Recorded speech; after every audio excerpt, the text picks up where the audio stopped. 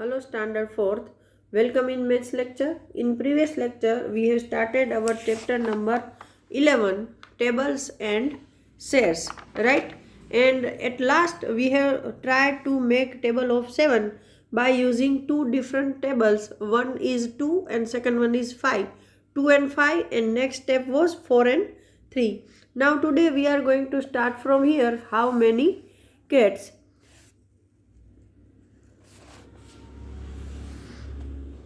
Some of Gayatri's cats were playing in the box.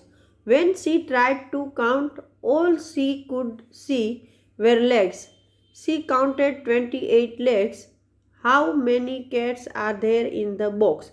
कि गायत्री की जो की सारी बिल्लियां हैं वो बॉक्स में खेल रही है और जब उसने काउंट किया तो उसको सिर्फ लेग दिख रहे हैं और वो 28 है। तो उसकी कितनी बिल्लियाँ होंगी? तो आपको पता है कि 1 कैट है 4 लेग्स। तो आप डायरेक्ट या तो 28 को ऐसे 28 को 4 से डिवाइड कर दो। सो 4 7 जा 28 ऐसे आप कर सकते हो। मैं तो डायरेक्ट कर रही हूँ 4 7 जा 28। सो 7 कैट्स, राइट। या फिर आप स्टेप भी बना सकते हो कि 4 legs equal to 1 cat, 28 legs equal to question mark cat। तो ये मैंने आपको बताया था, ये फर्स्ट नंबर, ये सेकंड नंबर और ये थर्ड नंबर। तो ये डिवीज़न का जो हम ये सिंबल करते हैं लाइन का, वो फर्स्ट नंबर है वो नीचे जाएगा, सेकंड और थर्ड ऊपर मल्टीप्लिकेशन में आएंगे। तो 21 1 जा 21 डिवाइड बाय 4। ये स्टेप मैं इसलिए हमेशा बताती हूँ कि इस स्टेप से आपको कहाँ मल्टीप्लाई कर रहा है, कहाँ डिवाइड करना है, वो समझ में आएगा। मैंने डायरेक्ट आपको बोल दिया कि चलो 28 डिवाइड बाय 4 कर दो, तो क्या समझोगे कि क्यों किया, मल्टीप्लाई क्यों नहीं किया? कुछ बच्चे मल्टीप्लाई भी करते हैं ना कि 28 डिवाइड बाय 4, चलो इतनी कैट हो गई। तो ये स्टेप से आपको समझ में आएगा कि इसको डिवाइड करना है या मल्टीप्लाई करना है। That's why. Okay, so there are 7 cats. Now next thing, 8 legs means 2 cats, so 12 legs means 3 cat। क्योंकि 8 के अंदर 4 ऐड करो तो 12 होंगे, तो 2 प्लस 1। या फिर आप सेम जो मैंने अभी दिखाया वो सेम स्टेप यहाँ पर लिखा ही है। 8 legs means 2 cats, तो 12 legs means 12 multiply by 2 divide by 8। 12 2 जा 24 डिवाइड बाय 8, तो 8 3 जा 24, तो 3 आंसर आ गया। Now how many legs? 4 8 12। और हाउ मेनी कैट्स?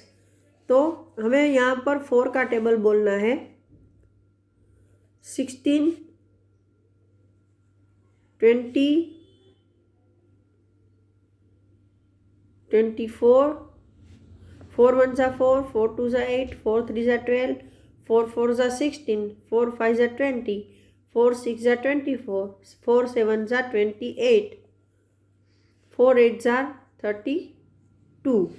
तो ये एक कैट के पैर, ये 2 के, ये 3 के, ये 4, ये 5, ये 6, ये 7 और ये 8। सो 28 लेग्स मीन्स 7 कैट्स। तो आप ऐसे भी बना सकते हो। यहाँ पर जो ये बताया है कि 28 cats means 28 legs means 7 cats. या फिर आप ऐसे टेबल बनाओ, ये भी एक तरीका है, लेकिन मुझे लगता है ये बड़ा टाइम कंज्यूमिंग है, क्योंकि ज़्यादा लेग्स हुए तो आपको आगे टेबल बनाने में प्रॉब्लम होगी, इसलिए। Now Billo has kept his chickens in a box. He counted 28 legs. So how many chickens are there?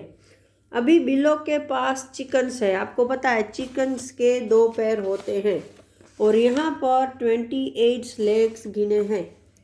तो 2 लेग्स 1 चिकन का मैं ऐसे ही डाल रही हूँ। सो यहाँ पर 28 लेग दिए हैं ना, या so 28 legs question mark chicken। so 28 1 जा 28 डिवाइड बाय 2। तो देखो मैं डायरेक्ट कर रही हूँ, आपको एक बार समझा रही हूँ कि डिवीज़न कैसे करते हैं, फिर मैं डायरेक्ट करूँगी कि 2 1 जा 2, 2 - 2 किया, बचा 0, फिर ऊपर अभी 8 बचा है, तो 8 को हम नीचे ले लेंगे और 2 4 जार 8, 8 - 8 0, तो आपका आंसर है ये वाला, ये 14। तो कितने चिकन होंगे, तो के 14। या आप इसको यहाँ पर ऐसे डायरेक्ट भी कर सकते हो कि जो हमने ये स्टेप बनाया वो बना लो, कोई बात नहीं, कि 2 लेग 1 चिकन, तो 28 लेग मतलब 28 डिवाइड बाय 2। फिर यहाँ क्या करोगे कि 2 1 जा 2 और 2 4 जा 8, तो डायरेक्ट यहाँ कट हो गया, जल्दी बन जाएगा। Okay, now Leela has not gone to school for 21 days. For how many weeks was she away from school? कि लीला 21 दिनों तक स्कूल नहीं गई, तो वो कितने वीक है वो स्कूल नहीं गई या स्कूल से दूर रही। अभी देखो आपको दिन और वीक का कॉम्बिनेशन दिया है, हाँ, वो 21 दिन मतलब 21 डेज। एक मिनट, हाँ, listen, there are 21 days, okay, and we have to find out weeks, okay, हमें find out क्या करने हैं, वीक। तो हमको पता है कि 7 days इक्वल टू 1 वीक।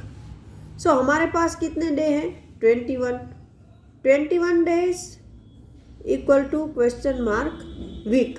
अभी आपको ये एक तो मैंने देखा है कि बच्चों को प्रॉब्लम हो रही है ये स्टेप फॉर्म करने में, कि स्टेप में नहीं बनाना आता है, तो उसका भी मैं एक आपको सॉल्यूशन दे रही हूँ कि आपके पास डेटा कौन सा है, तो कि 21 डेज और वीक का क्वेश्चन पूछा है, और कोई भी चीज़ आपके पास नहीं, सिर्फ डे है कि आपके पास इतने दिन है, उसका वीक निकालो। तो आपको पता है कि 7 डेज इक्वल टू 1 वीक, ये आपको पता है, हाँ, पता है ना। तो एक आधा स्टेप तो हमारा ये पहले ही आ गया। और मैं एक बात बताऊं कि जो चीज़ आपको ढूंढनी है, सपोज हम एक स्टेप के 2 स्टेप्स करते हैं कि ए और बी, ये पूरा एक स्टेप है, तो बी स्टेप में वो चीज़ आएगी जो आपको ढूंढनी है। और उसमें एक चीज़ और याद रखनी है कि जो नाम है उसके नीचे ही नाम आना चाहिए, जैसे डेज के नीचे डेज आएंगे और वीक के नीचे वीक। तो पहले आप दूसरा स्टेप बना लो, आपको क्या ढूंढना है, तो के 21 days equal to question mark week. Okay, तो ये पहला आपने स्टेप बना लिया है, वो दूसरा, लेकिन पहले इसको बनाना है, क्योंकि आपको जो ढूंढना है वो तो ऐसे ही रखना पड़ेगा, उसको आप चेंज नहीं कर सकते हो। 21 days equal to question mark week. अभी आपके पास पता है 7 डेज इक्वल टू 1 वीक, तो डे के नीचे डे और वीक के नीचे वीक आ ही रहा है, तो इसको चेंज करने की ज़रूरत नहीं है। लेकिन किसी में आपको ऐसा दिया जाता है कि इतने वीक है, कि चलो वो 3 वीक का तक स्कूल नहीं गई है, तो वो कितने दिन स्कूल नहीं गई, तो आपको इसको रिवर्स करना पड़ेगा कि 3 week equal to question mark days, तो 1 वीक इक्वल टू 7 डेज, ये आएगा ना, 1 वीक इक्वल टू 7 डे, ये उल्टा हो जाएगा।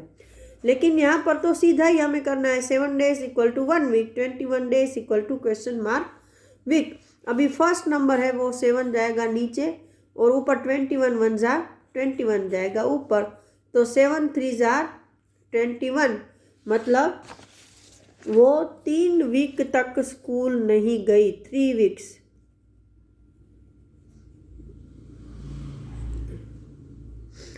Okay, now next page, jumping animals. Do you remember the jumping animal of class 3? A frog jumps 3 steps at a time starting from 0. ये 3rd standard की NCERT की बुक में है ऐसा, लेकिन हमने तो इसी ईयर NCERT स्टार्ट किया है, इसलिए आपको नहीं पता होगा। अब अगर आप देखना चाहते हो तो किसी 3rd स्टैंडर्ड के बच्चे की लेकर देख सकते हो। Now count the jumps to take to reach 27. So he has taken 27 divided by 3. तो यहाँ पर ये बताया गया है कि जंप आपको काउंट करने हैं 27 तक पहुँचने के लिए। ये एक फ्रॉग है जो 3-3 का जंपिंग करता है और 27 नंबर तक पहुँचने में वो कितने जंप लगाएगा। तो थर्ड स्टैंडर्ड में आप ऐसे 3-3 का जंपिंग करते थे और फिर देखते थे कि इतने जंप लगाएगा, लेकिन यहाँ पर तो आप डायरेक्ट कर सकते हो 27 डिवाइड बाय 3, तो 9 जंप लगाएगा। अगर आप करना चाहते हो तो मैं यहाँ वो भी जंप करके भी दिखा रही हूँ। देखो ये पहला जंप उसने किया है, ये 0 से स्टार्ट करा है, 1, 2 और 3, फिर 4, 5 और 6, 7, 8, 9, 10, 11, 12,